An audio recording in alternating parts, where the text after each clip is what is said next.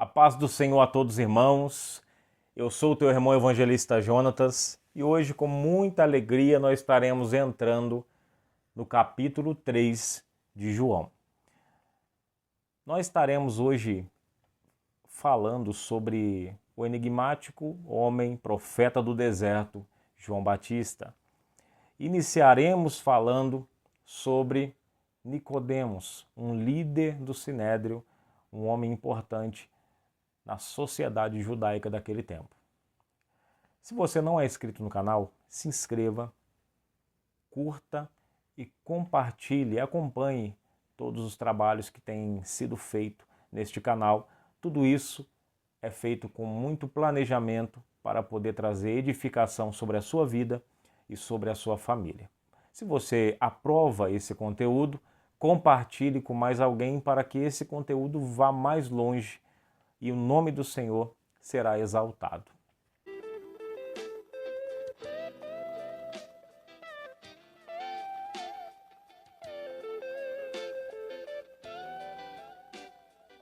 Capítulo 3 de João inicia com o seguinte versículo.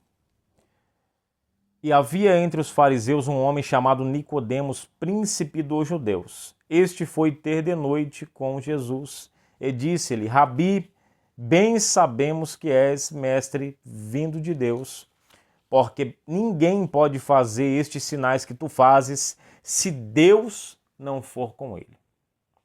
É interessante aqui desde o início se perguntar o seguinte: quem é essa pessoa, essa figura que aparece, que João trata ele deixando bem explícito a ocupação desse homem, a relevância que esse homem tinha mediante a sociedade judaica daquele tempo. Nicodemos, ele era líder do Sinédrio. Ele fazia parte do grupo dos fariseus e ele era mestre, ensinava nas sinagogas. Então não era um homem qualquer. É interessante notar que esse homem se aproxima de Jesus de noite. E por que é de noite? É exatamente pelo fato dele ser um fariseu e os fariseus não podiam se aproximar de Jesus devido às acusações que levavam para os fariseus sobre o tal Jesus. O homem que negligencia o sábado, o homem que faz curas no sábado, o homem que tem destroçado toda a nossa lei, todos os nossos rituais. E cabe aqui uma ressalva, Jesus ele não quebrou nenhuma regra, nenhuma lei, nenhum paradigma, nenhuma lei, A única coisa que Jesus quebra foi alguns protocolos, e protocolo ele quebra, ele não quebra é princípio. Algumas coisas que os homens consideravam muito relevante, como por exemplo, lavar as mãos antes de comer, Jesus ele fala, é mais importante daquilo que entra, é aquilo que sai, isso que contamina o homem.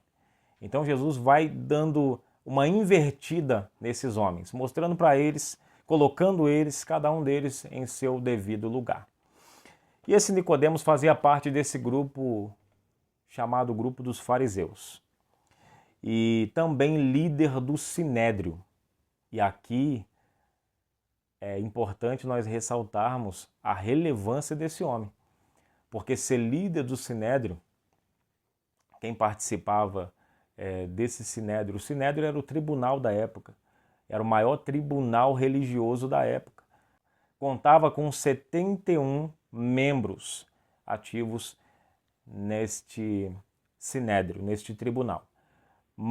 Embaixadores, magistrados, juízes, escribas, mestres da lei e também os fariseus da época e os sumos sacerdotes também, tanto os anteriores como os atuais, estavam ali para debater e para decidir o que seria de Jerusalém dali em diante. Então eles se reuniam para julgar, se reuniam para decidir algumas coisas que competia a eles fazê-lo. Então 71 pessoas. Então olha a importância e a relevância desse homem para aquele tempo. Não era um homem qualquer, era um homem importante. E esse homem vai ter com Jesus à noite. E o interessante é a maneira como Jesus vai tratá-lo. Porque Jesus ele sempre vai na contramão daquilo que o mundo oferece. Para muitas pessoas, vendo a posição daquele homem mediante a sociedade, o tratamento seria outro. Hoje, dependendo do lugar, da posição, do status que você tenha, você chega em algumas igrejas, em alguns lugares, e você é apresentado com honrarias e é colocado no lugar de honra. E hoje tem igrejas até que tem sala VIP. Então é um absurdo, é um cúmulo, mas é algo que tem acontecido no Evangelho. Mas Jesus não é assim. Jesus sempre vai na contramão. Para Jesus, tanto aquele que tem muito quanto aquele que tem pouco, para ele, se não tiver humildade, se não tiver o desejo de se converter, se não tiver capacidade de se dobrar diante dele, para ele não vale. E Nicodemos, ele se apresenta de noite exatamente para não ser visto junto com Jesus. Mas é possível entender a partir do versículo 2 de João, capítulo 3, versículo 2, que havia uma dúvida. E principalmente na resposta de Jesus, nós percebemos que Jesus estava respondendo não à dúvida dos lábios de Nicodemos, mas Jesus ele estava respondendo à dúvida da mente, da alma dele. Lembremos de Salmos capítulo 139, quando Davi fala que antes que haja palavra na minha boca, ele sabe. E muito interessante no versículo 24 e 25, no capítulo 2 de João, olha o que Jesus vai falar sobre esses homens. Ele vai dizer, mas o mesmo Jesus, estando ele em Jerusalém pela Páscoa durante a festa, muitos vendo os sinais que fazia, creram no seu nome. Mas ele não confiava neles, porque a todos conhecia. E não necessitava de que alguém testificasse do homem, porque ele bem sabia o que havia no homem. Fechou. E isso aqui fica muito claro quando nós lembramos do capítulo 1 de João. João vai chamar Jesus de quê? Verbo de Deus. Jesus é a palavra viva. Jesus é a palavra. E não há nada que possa ficar em oculto diante da palavra, porque a palavra revela tudo. Hebreus capítulo 4, versículo 12 e 13 vai dizer, porque a palavra de Deus é viva e eficaz e mais penetrante do que qualquer espada de dois gumes. Penetra até a divisão da alma, medula, junta e é apta para discernir pensamentos e intenções do coração. Olha que coisa tremenda. Então Nicodemos não sabia, mas com Jesus não adiantava maquiar a coisa. Ele podia chegar, fazer todo aquele jogo, aquele drible. Sabe quando nós damos aquela volta? E nós somos seres humanos, nós precisamos às vezes dar volta porque nós conhecemos as personalidades que nos cercam. Uma coisa é você censurar uma pessoa que tem um temperamento aí fleumático, por exemplo, né? Tentando trazer para a nossa lógica aqui. Outra coisa bem diferente é você censurar ou repreender alguém com temperamento colérico ou sanguíneo. Então você precisa de todo um malabarismo para poder lidar com essa pessoa, para você transmitir o que precisa ser transmitido, sem que isso chacoalhe essa pessoa, sem que isso, de alguma maneira, fira o ego daquela pessoa. Porque se ferir, o sanguíneo ou o colérico vai levar. É sempre desta forma. Então, só para trazer para o nosso âmbito aqui, mas com Jesus não tem essa. Nós fazemos isso. Mas Jesus, conhecendo a pergunta do coração, da mente de Nicodemos, Jesus, ele, como quem diz, vai direto ao ponto. Nicodemos, não fica dando volta não, comigo não adianta esse negócio de dar volta não. Você é mestre, mas não adianta dar volta comigo. Eu sei o que você está interessado em saber. Por isso que parece desconexo, parece desconectado. A afirmativa que ele dá, ele chega afirmando, nós. O pronome nós aqui indica que Nicodemos estava ali colocando que o grupo, os seus grupos, fariseus, sinédrio, grande parte, também considerava esse fato. Que ele vai dizer, nós sabemos que tu és mestre vindo de Deus, porque ninguém faz os sinais que tu fazes, se Deus não for com ele. Isso é um elogio? Sim. Nós reconhecemos que você é mestre, mas a questão é, nem todos que reconhecem Jesus como mestre, nem todos que reconheciam Jesus como mestre, reconheciam como Senhor. O reconhecimento de Jesus como mestre pode apenas abrir os ouvidos para que aprenda, adquira sabedoria, adquira conhecimento, mas apenas o reconhecimento genuíno dele como Senhor pode dar capacidade dessa mesma palavra que entrou pelo ouvido acessar a nossa mente, a nossa psique e desça até o nosso coração e nos movimente para viver aquilo que nós estamos ouvindo. Então isso aqui é muito crucial de nós entendermos. Nosso Deus, ele é maravilhoso, ele sabe das coisas antes de nós pensarmos em falar. Ele conhece todas as coisas. E ele conhece todas as coisas muito antes de nós nascermos. Então não há como, de alguma maneira, ludibriar Deus.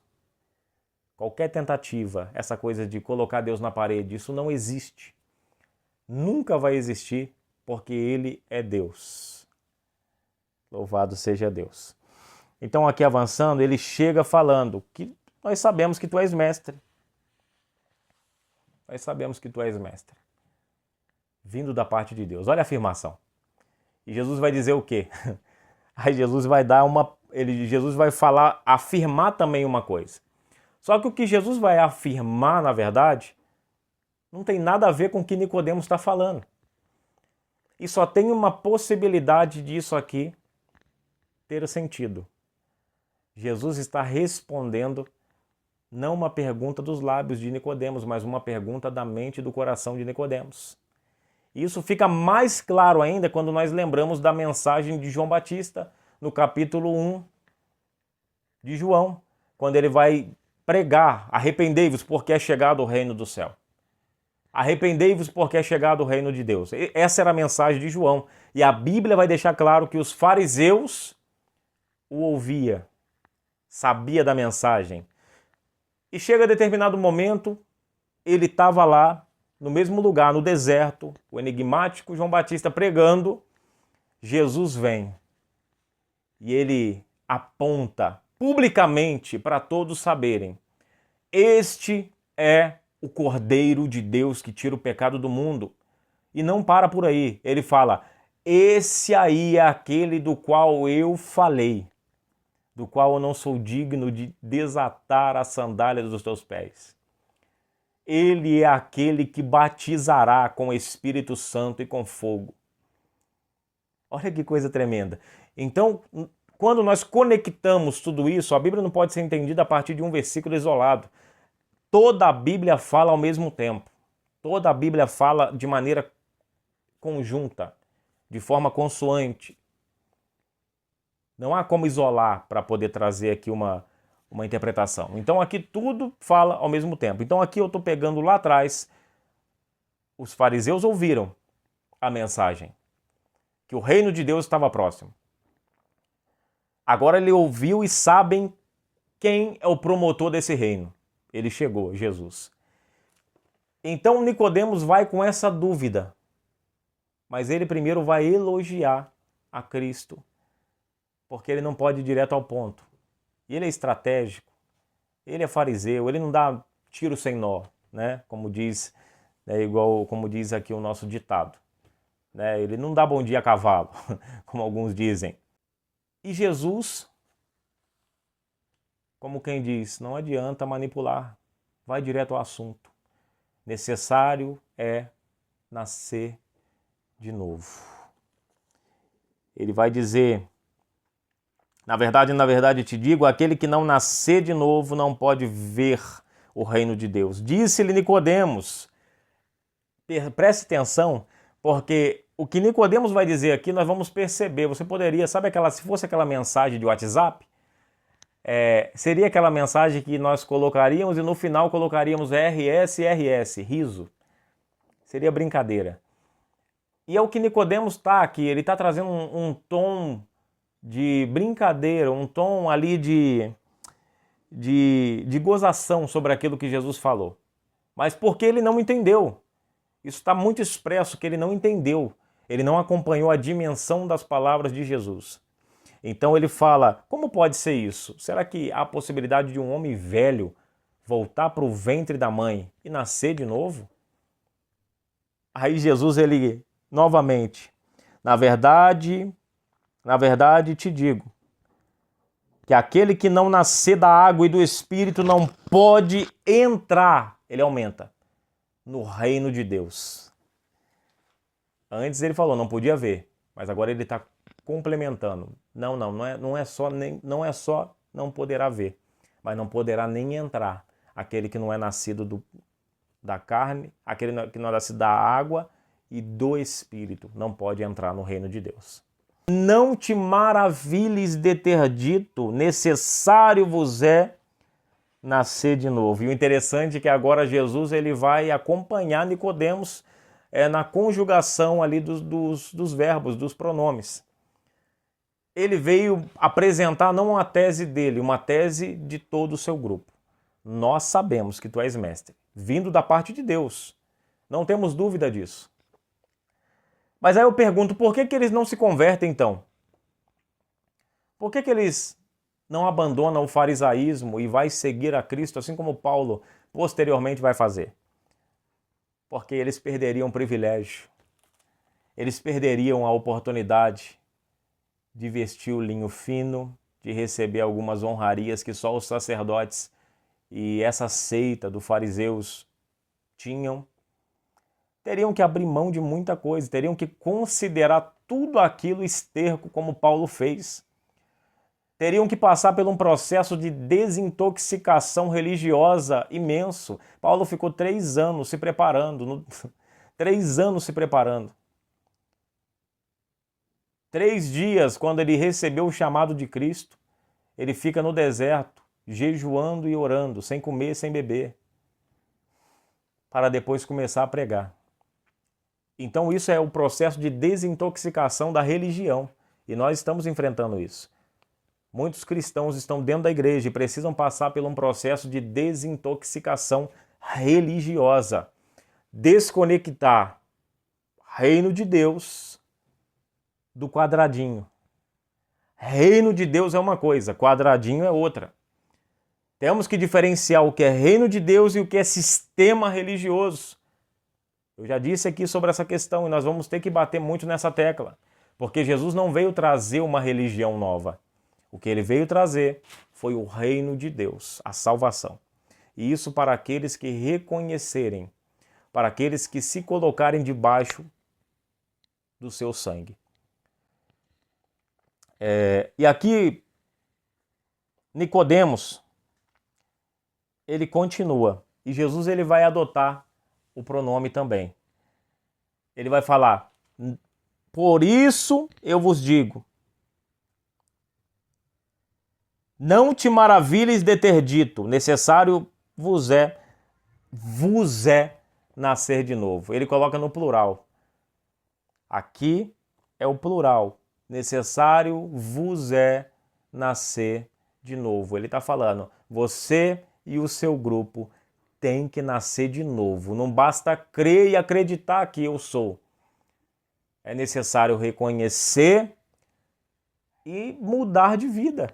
Mudar de rota, abandonar toda a carga do passado, abandonar toda a carga e refutar tudo aquilo, considerar tudo aquilo esterco e me siga. Só que nem todos estão aptos para essa conversa. E Nicodemos, ele ouve tudo aquilo e Jesus vai continuando falando sobre, explicando sobre a sua obra redentora. E aqui quando ele diz, necessário é nascer da água e do Espírito. Aquele que não nascer da água e do Espírito não pode entrar no reino de Deus. O que é nascer da água? Nascer da água não é descer as águas. Nós acreditávamos que apenas descendo as águas, toda malignidade, toda malícia, todo pensamento perverso, nós pensávamos que tudo ficaria na água, um ato milagroso. E não, na verdade, quando nós olhamos para a palavra, que o batismo, na verdade, é um testemunho público de que eu, de fato, me arrependi. Estou sepultando a velha natureza para ressurgir a nova. Por isso que não há como crer que alguém que hora ou outra, evoque ali a velha natureza, dizendo, se fulano de tal tivesse aqui. Se eu fosse aquele antigo. Se fosse em 2012. Só do fato da pessoa estar falando isso já prova que ela não nasceu de novo. Porque uma pessoa que nasceu de novo, o comportamento dela muda automaticamente. Então, tome cuidado, vigia, crente. Então aqui Jesus ele vai dizer nascer da água. O que seria nascer da água? Nascer da água seria nascer da palavra.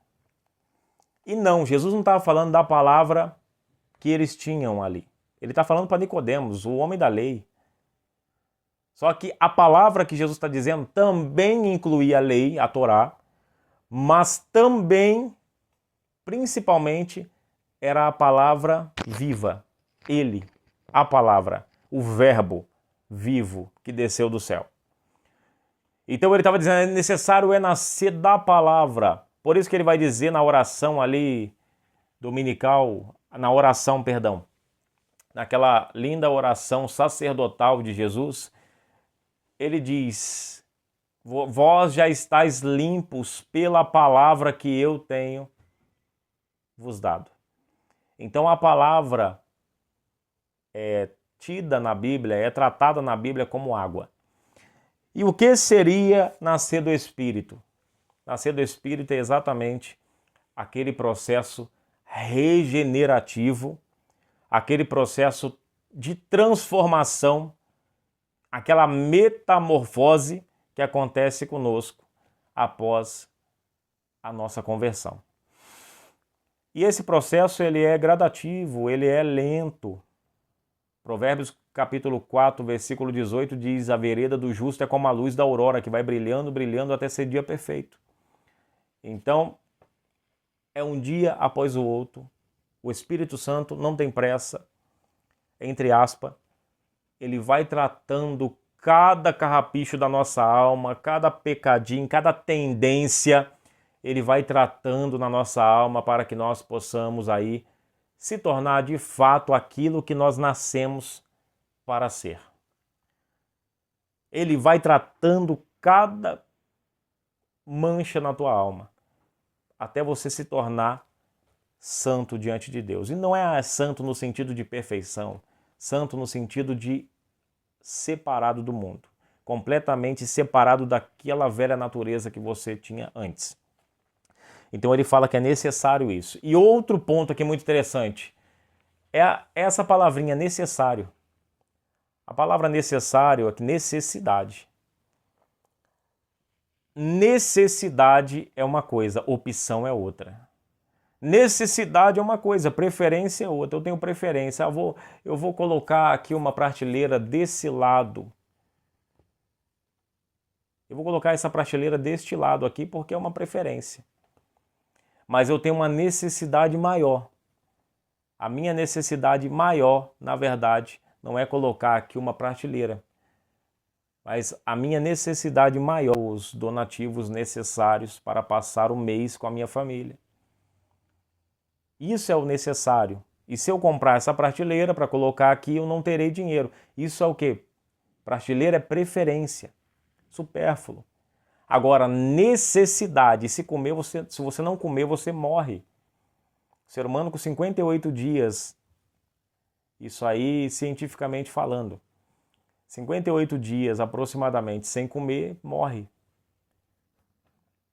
Sem água é 3 dias, o ser humano já morre. Ele não suporta. Então, a questão tem a ver com comida, é a questão da necessidade. Uma coisa é a necessidade, outra coisa é a opção. Então, Jesus está dizendo, nascer de novo não é uma opção, Nicodemos. Já que você quer ver o reino de Deus, Nicodemos, não é uma opção para você. Para aqueles que querem ver o reino de Deus, querem entrar no reino de Deus, é necessário que ele tenha um novo nascimento. E para isso ele terá que se submeter à palavra que está falando contigo, Nicodemos, e terá que se sujeitar ao Espírito Santo, para que o Espírito Santo venha tratar e venha regenerar e o aperfeiçoar para que ele tenha condição de entrar no reino de Deus. Então é isso, a palavra diz sobre o nascimento novo, é isso. O que passar disso é procedência maligna. Então vamos avançar, que há muito a tratar, mas o conteúdo, a intenção desse vídeo não é trazer um conteúdo muito longo, mas trazer aqui aquilo que é crucial para nossas almas. Então vamos avançar aqui mais um pouco. Depois Jesus vai trazer aqui uma explicação a mais para tentar explicar a Nicodemos, porque Nicodemos não entendeu. Então Jesus vai trazer agora mais uma vez, mais uma explicação sobre isso, tentando levar para o âmbito raso, âmbito físico, para ele entender. Jesus não partiu para o âmbito metafísico, espiritual. Ele está tratando ainda de algo que Nicodemos consegue entender. Quem sente o vento? Você sente. E nós, às vezes, percebemos a movimentação do vento através das árvores, mas nós não percebemos, não sabemos aonde o vento está movimentando, para que lado ele está. Então ele vai trazer o comparativo do Espírito Santo se movendo em nós e através de nós, através da figura alegórica do vento. E ele vai dizer, o vento assopra onde quer, Nicodemos. Já que você não está entendendo, Nicodemos, o que eu estou querendo dizer, você percebe o vento, ele assopra onde quer. Ouve-se a sua voz, mas não sabe nem de onde vem e nem para onde vai. Assim é todo aquele que é nascido, mostrando que aqui ainda o foco é o nascimento, o novo nascimento. Jesus está tentando explicar para ele o que é esse novo nascimento que ele está dizendo para ele. Esse novo nascimento que Jesus está tentando descrever a ele. Explicar, simplificar, mas Nicodemos, Jesus ele teve que escrever, desenhar, mas ainda assim, por causa dessa religiosidade impregnada, ele ainda entendeu em parte. Ele termina de dizer isso, assim é todo aquele que é nascido do Espírito. É o nascimento espiritual. Nicodemos respondeu e disse-lhe, como pode ser isso? Ainda não entendeu. Jesus desenha para mim, porque eu não estou compreendendo. Desenha para mim, é o que Nicodemos está dizendo. É um mestre da lei olhando para Jesus, o mestre dos mestres, e perguntando, por favor, me explique, eu não estou entendendo, não estou compreendendo. E Jesus, que é bondoso, é Pai, amoroso, ele vai dizer, tu és mestre de Israel e não sabes isso?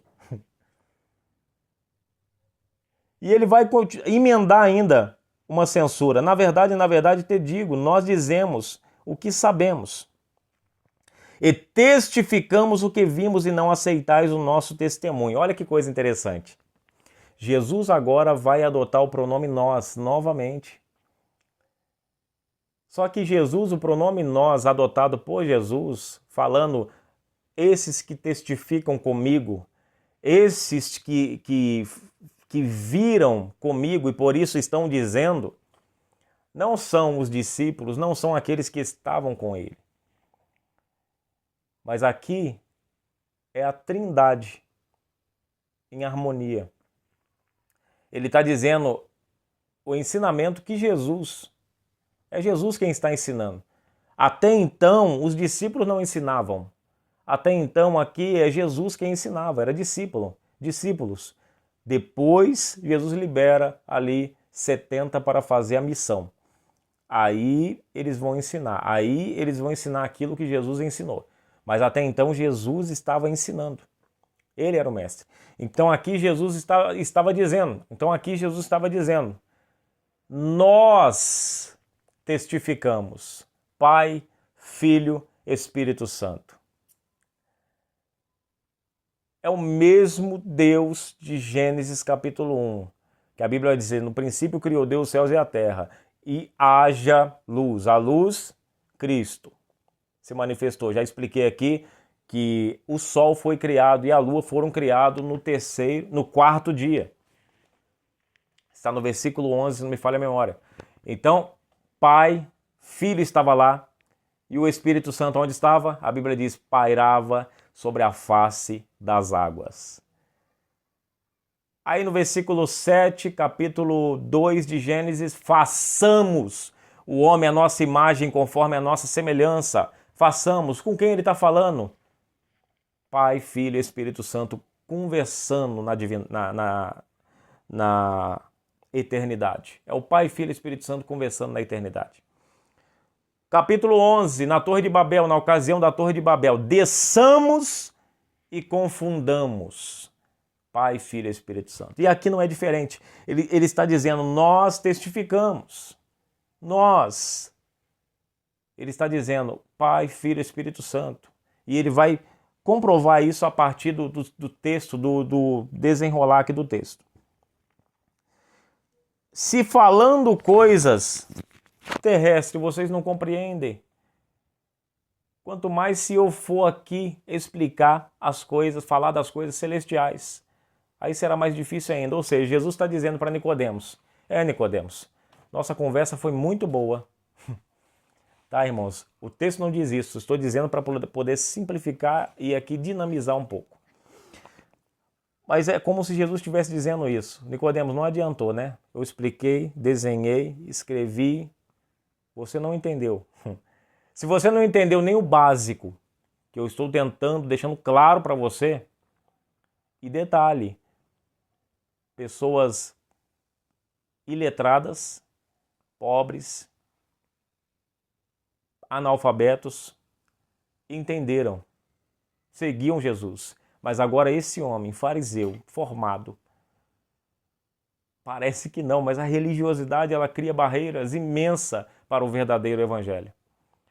Então aqui Jesus ele vai dizer para Nicodemos isso. Ele fala, se falando coisa terrena você não entende, e quanto mais se eu for aqui falar sobre as coisas celestiais. E Jesus continua, ora, ninguém subiu ao céu senão o que desceu do céu, o Filho do homem que está no céu. E como Moisés levantou a serpente no deserto, Jesus ele tá mostrando para ele, apresentando a Nicodemos toda a sua obra redentora, detalhes sobre a sua obra redentora, sobre o seu propósito na terra como filho de Deus. E Nicodemos está ouvindo. Nesse ponto, Nicodemos está sendo ótimo. Ele está ouvindo, ele está mostrando interesse em entender qual o propósito daquele homem chamado Jesus. Como Moisés levantou a serpente no deserto, assim importa que o Filho do Homem seja levantado. E ele estava falando sobre a cruz. Quando ela for erguida, todos seriam atraídos a ele. Para que todo aquele que nele crê não pereça, mas tenha a vida eterna. Porque Deus amou o mundo de tal maneira, está falando para Nicodemos, que ele deu o seu Filho unigênito. Para que todo aquele que nele crê não pereça, mas tenha vida eterna. Então ele está mostrando para ele, é necessário crer. É o cartão de visita. Quer entrar, tem que crer. Você crê? E assim, Jesus ele continua ali explicando a ele. Porque Deus enviou o seu Filho não para que condenasse o mundo, mas para que o mundo fosse salvo por ele. Quem crê nele não é condenado, mas quem não crê já está condenado, porquanto não crê no Filho unigênito do Filho, no Filho unigênito de Deus. E a condenação é esta, olha a condenação qual que é. Isso aqui é importantíssimo. Que a luz veio ao mundo e os homens amaram mais as trevas do que a luz, porque as suas obras eram más. Isso aqui é precioso para nós.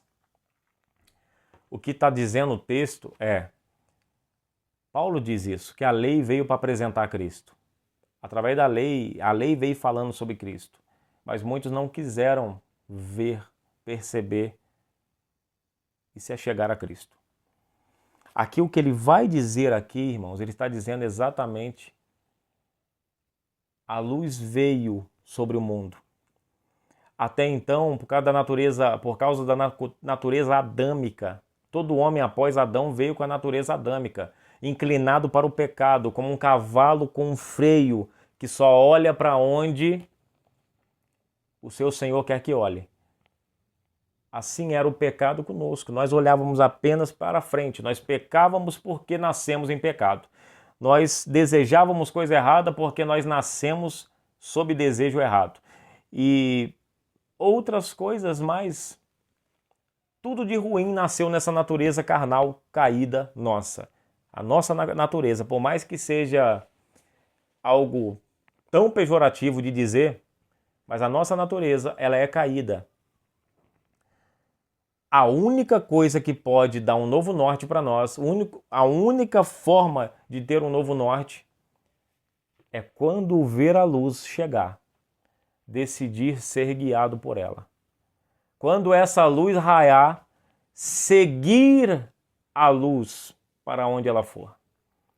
Essa luz ela raiou sobre a humanidade. Quando Jesus ele vem, ele clareia, ele apresenta o que é verdade, ele vai clarear para todos. Agora vocês têm consciência do pecado de vocês. Agora todos terão consciência dos seus pecados.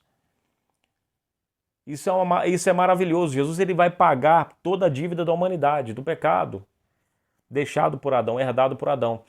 Mas ao mesmo tempo ele vai ser a luz da graça, a graça que salva, a graça que vai revelar o que é errado. A graça que vai revelar agora, através da luz de Cristo, que aquilo que eu fazia antes, sem saber que era errado, agora é errado. Isso aqui é errado. Porque Jesus me revelou através da luz de Jesus. Hoje eu consigo perceber que aquilo que eu fazia, que isso é errado, que aquilo é errado. Então, o que se espera de um homem que teve esse contato, esse encontro com a luz de Cristo? Opa, aqui é treva. Eu não faço parte das trevas, então passo para trás. Opa, isso aqui eu fazia, então isso aqui é errado, é treva, então para mim já não faz parte da minha vida. Isso aqui também é treva. Para clarear mais, irmãos, antes eu acessava vídeos pornográficos no celular. Isso é errado, porque Jesus vai dizer em Mateus capítulo 7 que se um homem atentar para uma mulher e a cobiçar, já cometeu pecado em seu coração. Cometeu adultério. Então, ou seja, Jesus trazendo a luz e te mostrando, então isso é errado. Então o que eu faço com essa revelação que Cristo me dá? Se isso é treva, eu não faço parte da treva. Eu não faço parte das trevas, então eu lanço e escanteio, não assisto mais. Se esses palavreados que eu falava antes, agora eu sei que é errado, já que é errado, a luz me iluminou, então não faz parte mais de mim. Vai morrer junto, vai ser sepultado junto com a velha criatura. E assim por diante. Divórcio, assim entra agiotagem, aí vai entrar tanta coisa ruim. caloteira, ser caloteiro, ser semeador de contenda, ser briguento, ser irado, iracundo, ser violento, ser espancador e todas as coisas mais. Antes não sabia que era errado, antes eu achava que eu agredindo, me defendendo por causa de uma afronta, não era errado, mas agora eu sei. Jesus fala, me dê a outra face. Se te dão uma face, faça o bem, não devolva na mesma moeda. Então olha a luz de Cristo mostrando quem de fato Ele é. Eu vim para iluminar a sua vida e te mostrar o que há de errado, o que há de mancha, o que há de escuridão dentro da sua vida que precisa ser removido. Então Jesus mostra, essa é a condenação, que eu vim para iluminar a sua vida, eu vim para iluminar a vida de todo ser humano. Eu vim para perdoar pecado e para iluminar, para que você detecte aquilo que é treva na sua vida, para que você possa remover e espontaneamente, voluntariamente, seguir-me. Mas aí a condenação é essa, vocês viram a luz, tiveram conhecimento, consciência do vosso pecado, das trevas que vocês estavam envolvidos, e assim mesmo ignoraram a luz e decidiram ficar nas trevas.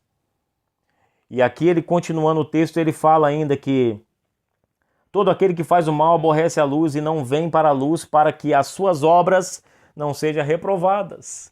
Porque se vier para a luz, as nossas falhas vão aparecer. As nossas deficiências espirituais vão aparecer.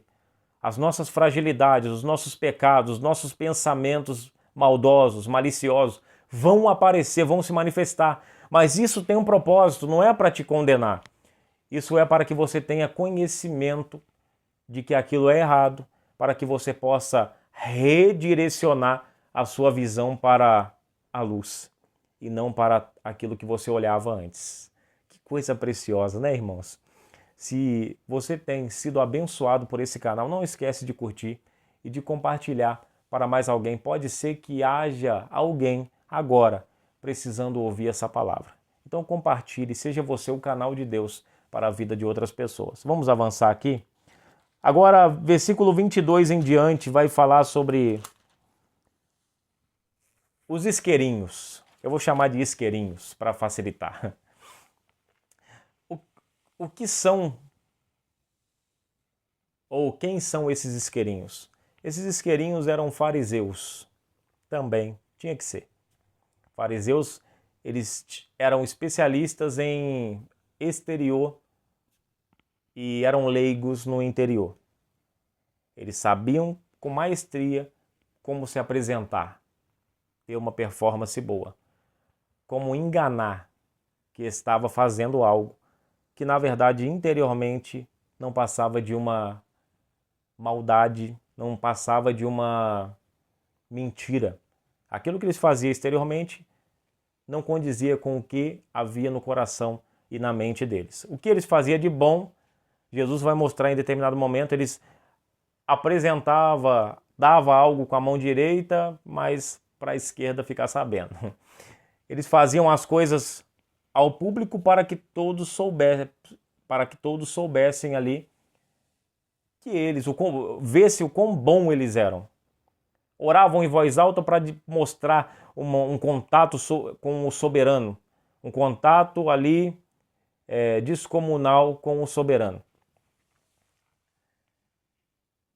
Então isso tudo era a arte do farisaísmo, hipocrisia, sepulcro caiado.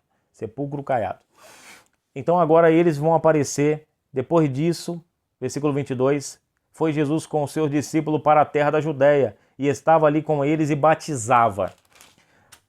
Primeiramente o texto diz que Jesus batizava, mas esse batizava aqui, depois ele vai deixar bem claro que Jesus não era ele quem batizava, ele não batizava. Quem batizava eram os discípulos de Jesus. Não era Jesus que estava efetuando os batismos, mas seus discípulos. Mas Jesus estava ali.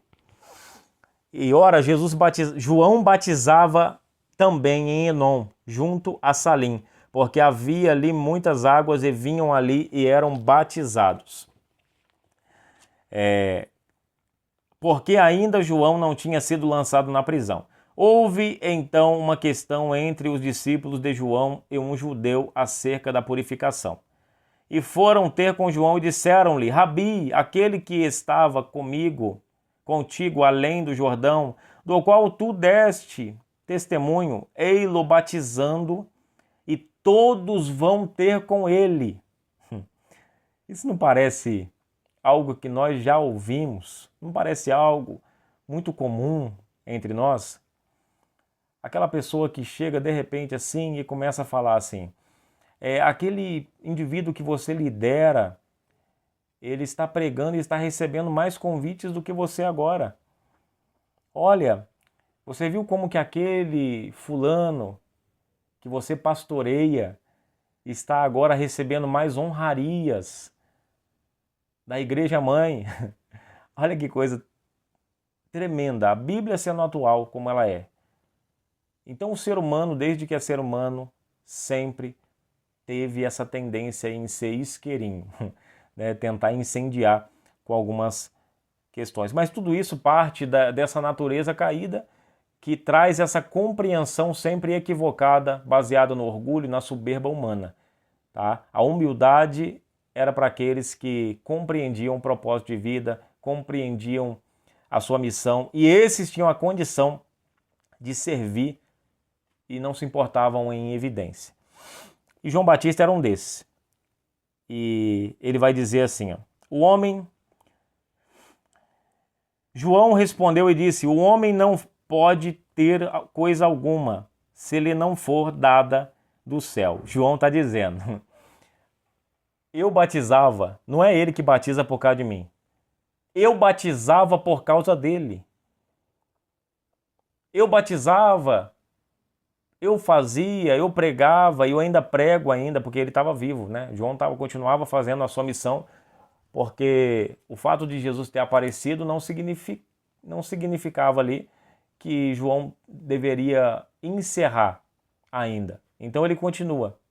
Deus mandou ele batizar e pregar, então ele continua pregando. E o próprio Jesus não chegou e disse para ele: acabei de chegar, então você só veio para me avisar que eu cheguei, então pode vazar para sua casa agora, vai ficar com a sua família, vai tomar café, vai jantar, almoçar e pronto. Vai trabalhar, vai cuidar da sua vida. Não, Jesus não faz isso.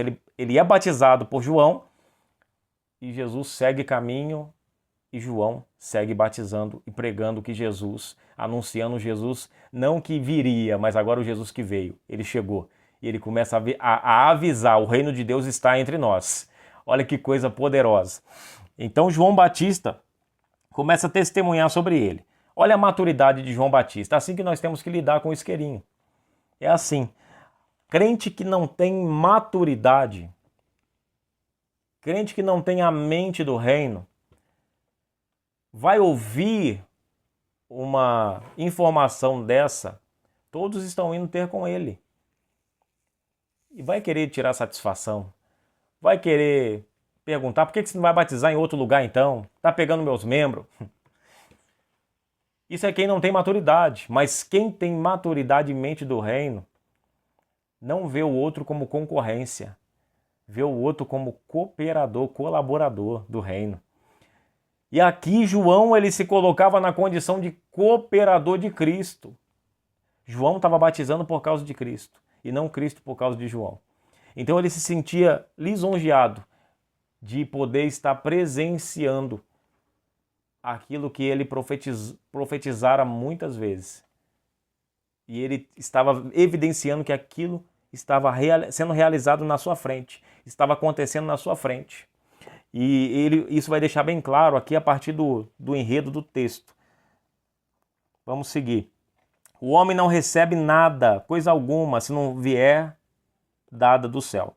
Vós mesmos que sois minha testemunha de que disse: eu não sou o Cristo, mas sou enviado adiante dele, precursor.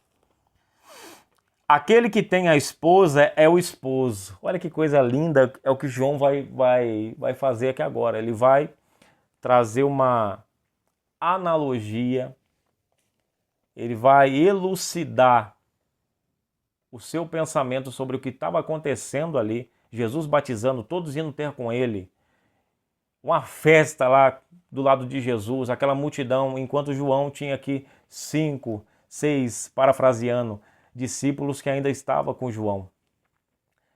E diante de tudo isso, ele vai dizer, aquele que tem a esposa é o esposo, mas o amigo do esposo que lhe assiste e o ouve, alegra-se muito com a voz do esposo. Assim, pois, já essa minha alegria está cumprida. É necessário que ele cresça e que eu diminua.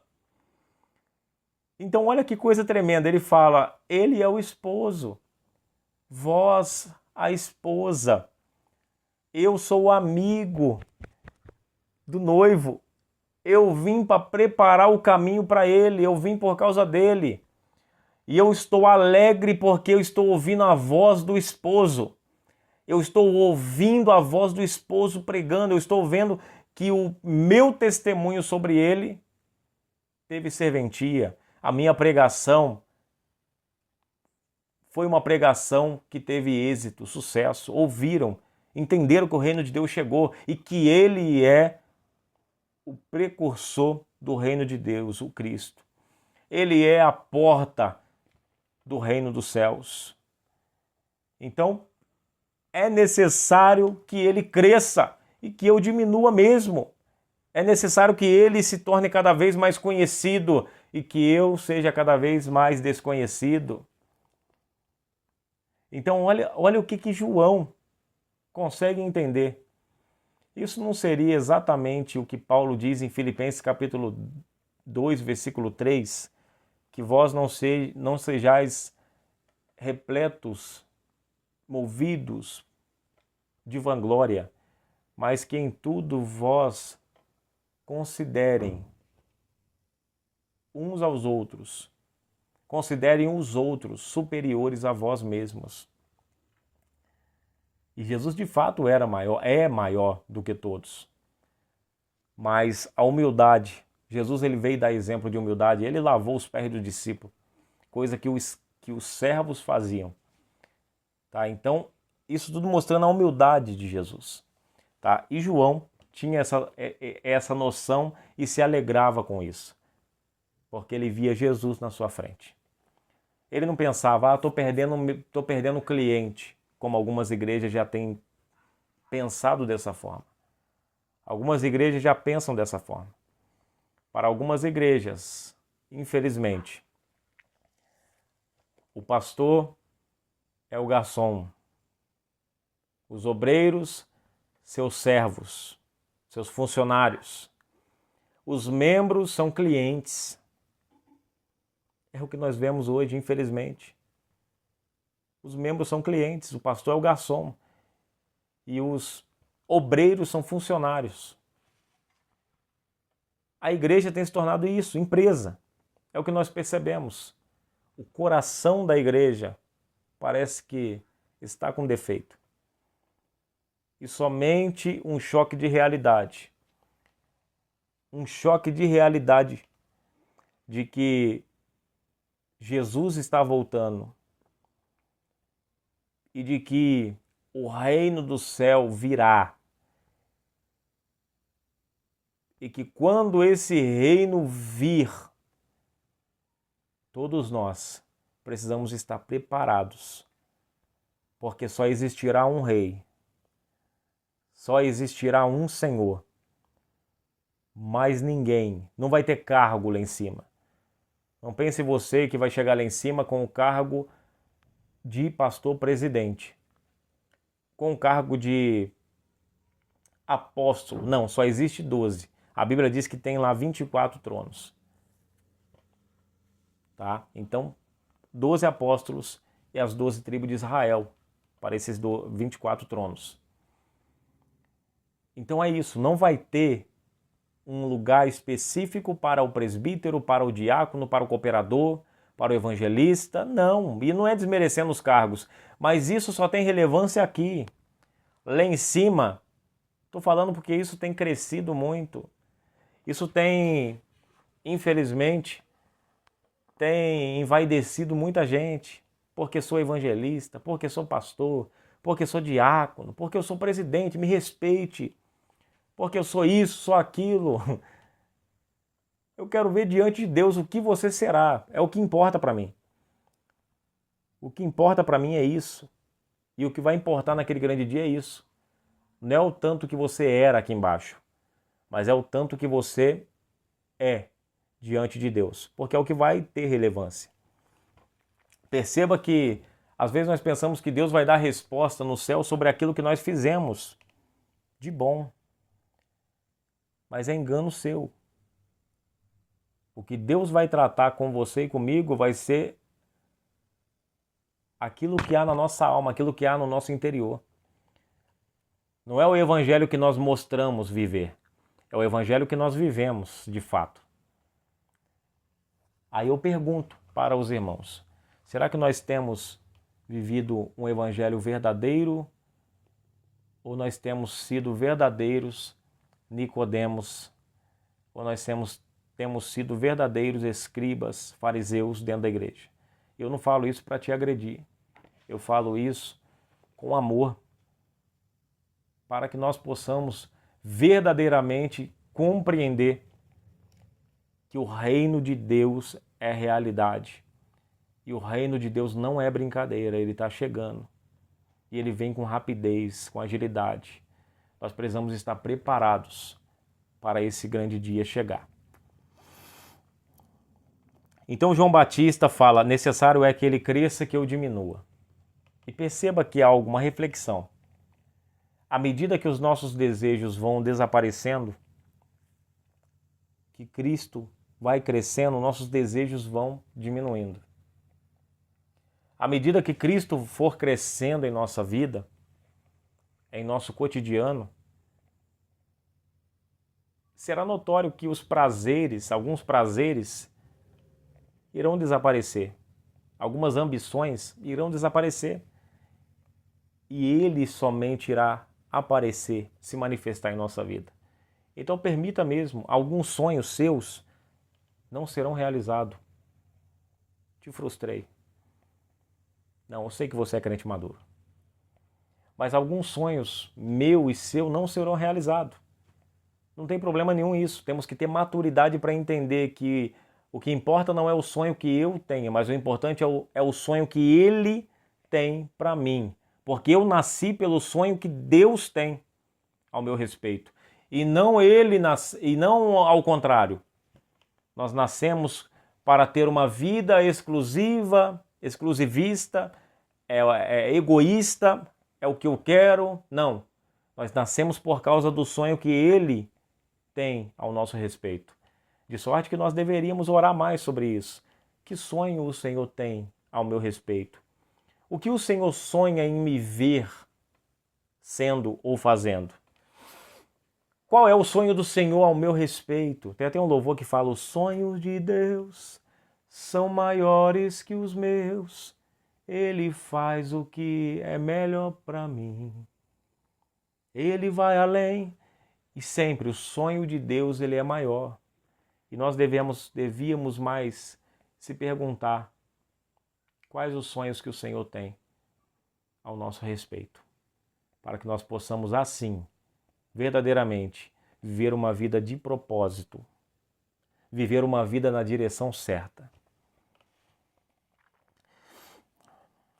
Terminando aqui, aquele que aceitou o seu testemunho, aquilo que ele viu e ouviu, isso testifica. João vai falar sobre Cristo. Mais uma vez, para esses fariseus, a fim de mostrar para aqueles que não entenderam ainda, que não precisam seguir João. Ele é a verdade é a qual eu apontei o dedo para vocês. É aquele ali que está batizando. Todos estão com ele. Não se preocupem em me ver sozinho aqui. Eu estou sozinho pregando aqui porque ainda há pessoas que precisam ouvir que ele chegou. Há pessoas ainda precisando ouvir que ele chegou. E eu estou aqui, ó fariseus, ó meus discípulos, para mostrar que Ele é o caminho, Ele é a verdade, Ele é a vida. Eu não sou o caminho, Ele é o caminho. Eu já mostrei para vocês claramente, eu não sou o Cristo, já falei. O Cristo é Ele, então sigam Ele. Isso é lindo, irmãos, e nós precisamos entender isso. Nós não somos pregadores, nós não somos poderosos, nós somos aqueles que apontam quem é Cristo. Nós somos aqueles que dizem quem é Cristo. Nós somos aqueles apenas que preparam o caminho. E que nós façamos isso com humildade. Que nós façamos isso com modéstia. Porque isso irá glorificar o nome do Senhor. Porque aquele que Deus enviou fala palavras de Deus, pois não lhe dá Deus o Espírito por medida. Espírito com E maiúsculo. Não lhe dá o Espírito por medida. Lembre-se que no passado o Espírito era dado por medida, por porções. Mas aqui ele está mostrando, ele está dizendo, a Jesus o Espírito habita na plenitude. Jesus compõe em seu corpo físico a pessoa do Espírito Santo. O próprio Espírito, na plenitude da divindade, está sobre ele. Então o Espírito não é dado por medida a ele, é dado de maneira plena. Por isso que ele fala, o Pai ama o Filho e todas as coisas entregou nas suas mãos. Aquele que crê no Filho tem a vida eterna, mas aquele que não crê no Filho não verá a vida, mas a ira de Deus sobre ele permanece. E aqui, para encerrar, esse último versículo é algo muito importante, porque fala do que pode acontecer, do que acontecerá se nós não se posicionarmos em relação a essa grande salvação que está estampada diante de nós. O Cristo está aqui, João Batista falando. Vamos tentar olhar da ótica de João Batista. Cristo está ali, creiam nele, ele é o Filho de Deus. Vocês vão crer ou não? Se não, a ira de Deus permanece sobre vocês. O que ele está apontando aqui é exatamente sobre o pecado. Todos tinham a consciência. Às vezes nós esquecemos o quanto nós merecíamos a morte, o quanto nós merecíamos a condenação. E isso nos faz se envaidecer, pensar que nós merecemos alguma coisa, quando na verdade nós não merecemos. Tudo que nós recebemos foi por graça, mediante a fé, e isso é de Deus para nós. Nós não merecíamos a bondade de Deus que nós recebemos hoje. Nós não merecíamos o fôlego de vida que nós respiramos hoje. O que nós merecíamos é a morte. E cabe uma reflexão. Pense tudo aquilo que você já fez. Pense se você é alguém que merecia viver. Se você é alguém que merecia alguma bondade de Deus, alguma benevolência do Eterno. E todos nós iremos entender que não. Então, qual a explicação para a ira de Deus não estar sobre mim? Você crê no Filho de Deus. Romanos capítulo 5, versículo 1 vai dizer, sendo, pois, justificados pela fé, temos paz com Deus. Aqueles que têm paz com Deus, sobre esses não há a ira de Deus mais. Não há mais a expectação da ira de Deus. Por quê? Porque esses foram justificados.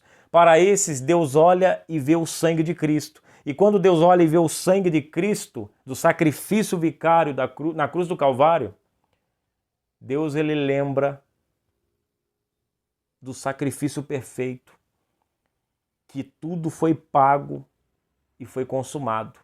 Quando Deus olha do céu para a terra e vê o sangue de Cristo sobre alguém, o sentimento de Deus é meu filho, está perdoado, é inocente. Mas quando ele olha para alguém e não vê o sangue de Cristo, e esses são aqueles que não creram nele, esses não têm o sangue de Cristo, quando ele olha e não vê, Para esses, Deus olha com ira. Deus olha esperando o dia do juízo, onde a sua ira irá descer sobre eles. Então que Deus tenha misericórdia das nossas vidas. E sempre eu tenho feito o apelo, se alguém assistindo esse vídeo, chegou até aqui, ouviu a santa palavra e a verdade de Deus, isso aqui não é conto de carochinha. Isso aqui não é revista Veja. Isso aqui não é jornal. Isso aqui não é esses livros de autoajuda que nós temos por aí. Isso aqui é palavra de Deus. Isso é uma realidade, não é uma metáfora, não é metáfora. Isso é literal. A volta de Cristo é iminente. Ele está chegando. Se você não se arrepender, olhar para si e ver, reconhecer, falar para Deus, eu pequei, sou pecador, mas eu me arrependo. Eu quero viver uma vida nova, a vida que o Senhor tem para mim. Se você deseja aceitar e receber ao Senhor como único e suficiente Salvador da sua vida, aonde você está na sua casa, erga sua mão e eu vou estar orando pela sua vida. E você vai estar orando na sua casa. E neste momento, a Bíblia diz que aquilo que é ligado na terra é ligado no céu. O seu nome estará sendo escrito no livro da vida. A partir daí, o sangue de Cristo estará sobre você e Deus não olhará mais para você com ira, mas Ele olhará e verá você como mais um filho. Filho adotado. Um filho que Ele adotou com a sua graça. Então, se você deseja receber ao Senhor como o único e suficiente Salvador da sua vida, hoje, eu sei que de repente alguns religiosos vão dizer, não, tem que ir na igreja, tem que confessar lá na igreja. Não, irmãos, é muito lindo e é bonito quando acontece, mas não há um lugar específico para isso. Você precisa confessar ao Senhor Jesus, isso quer seja no privado, quer seja em público, isso é importante. Depois você vai ter que batizar, você vai fazer um discipulado, alguém vai te preparar, porque você precisa descer as águas. Esse é o maior símbolo de que você de fato se arrependeu e sepultou a velha natureza. E você vai ser preparado e vai ser batizado. E isso vai ser publicamente. Agora, a confissão você pode fazer agora. E depois se posicionar, ir para uma igreja, procurar uma igreja perto da sua casa. É necessário congregar. Lá você vai receber nutriente, a palavra, vai ser edificado e a igreja de Cristo vai te dar suporte para você prosseguir na caminhada cristã. Se você deseja receber a Cristo como Salvador, coloque no comentário, eu aceito, eu recebo Jesus como meu único e suficiente Salvador. Levanta a sua mão e eu vou orar por você agora. Eu não estou te vendo, mas pelos olhos da fé eu sei que daqui a pouco eu verei os comentários de pessoas que se renderam a Cristo. E quer seja 1000, quer seja uma, eu estou feliz, eu estou alegre, porque mais vale uma alma do que o mundo inteiro. Nesse momento, eu vou falar algumas palavras e você repete as palavras que eu vou dizer aqui, em voz alta. Vai para um quarto e fale em voz alta. Não estou falando de gritar, mas expresse essas palavras. Levanta suas mãos e diga, Senhor Jesus, eu te recebo como meu Senhor e Salvador Jesus Cristo. Escreve o meu nome no livro da vida, perdoa os meus pecados, Senhor. E não me permita se desviar da sua presença jamais. Eu quero estar contigo para sempre. Agora, curva a sua cabeça, eu vou orar por você. Senhor Jesus, nesse momento, Pai, eu quero te agradecer, Pai, por esse momento maravilhoso, onde a sua palavra foi explanada. Eu creio, Pai, que o Senhor irá falar, Pai, com essas pessoas que estão do outro lado dessa câmera. Meu Deus, eu creio que o Senhor irá, Pai querido, visitar corações. Vidas irão, Pai querido, se converter ao Senhor. Eu creio, Pai, que pessoas irão, Senhor, através desta palavra. Através desta palavra, Pai, eu creio que pessoas irão, Senhor, em nome de Jesus, receber ao Senhor como Salvador e terão as suas vidas transformadas. Pai, toma essas pessoas que levantaram as suas mãos e receberam o Senhor como o único e suficiente Salvador das suas vidas.